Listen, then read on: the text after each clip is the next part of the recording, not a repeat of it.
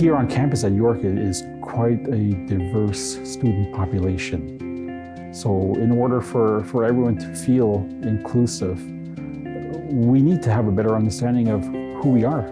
I define inclusion as a culture that gets built to foster an environment where everybody is able to show their strengths. I think inclusion in that sense represents the journey to a place where we have this sense of equal ownership over what it is to look like a Canadian or act like a Canadian.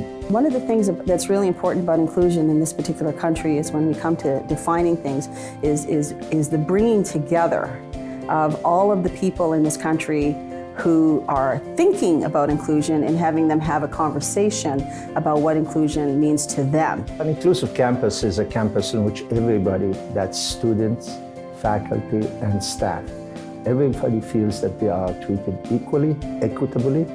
Everybody feels also safe to speak, safe to share their views. They feel that they have totally safe environment. And the word safety for me is very broad. We teach in the way that we govern ourselves, in the way that we act as a community in our research activities.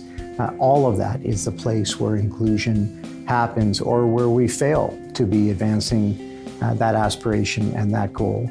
I give the example often of the equal right to education. It must be supported by equity in terms of any sort of supports for students to access resources for their teachers, accessing a textbook out of a library, or even accessing schooling from a financial position.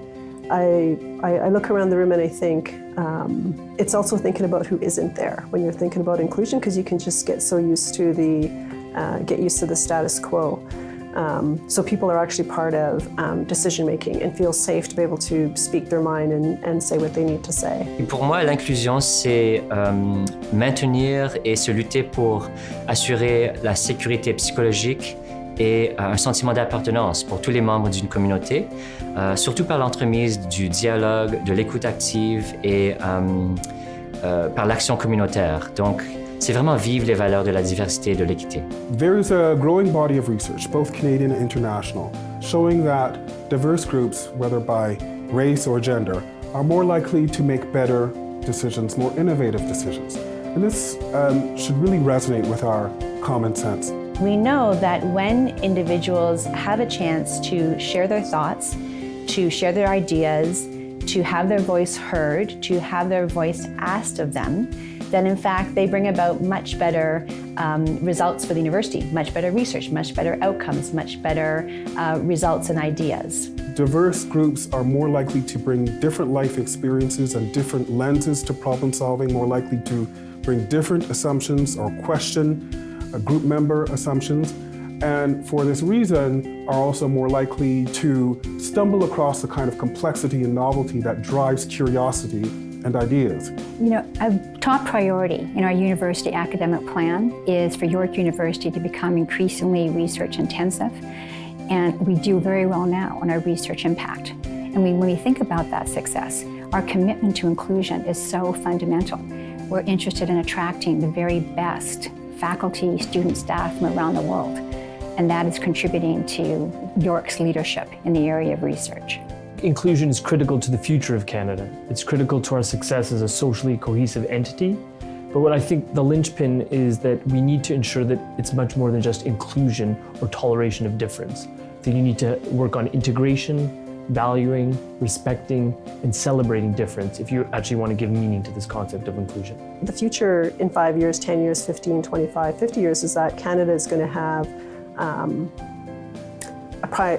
the non-Indigenous blob of population that people talk about is actually going to be an immigrant population. And that's completely different narrative. This is particularly important in this era of globalization.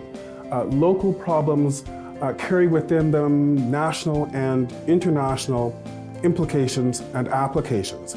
And for this reason, it is so crucial at this time to engage in cross-cultural thinking. People say, well, we don't have the resources to be inclusive. And I'll just reach over and shake their hand and I'll say, how much did that cost you? And they're like, well, nothing. And I'm like, exactly.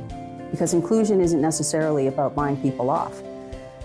Inclusion is about opening your heart and opening your door and opening the table that you eat at and understanding that when we break bread together, that says something about how we regard each other, because we've now become friends.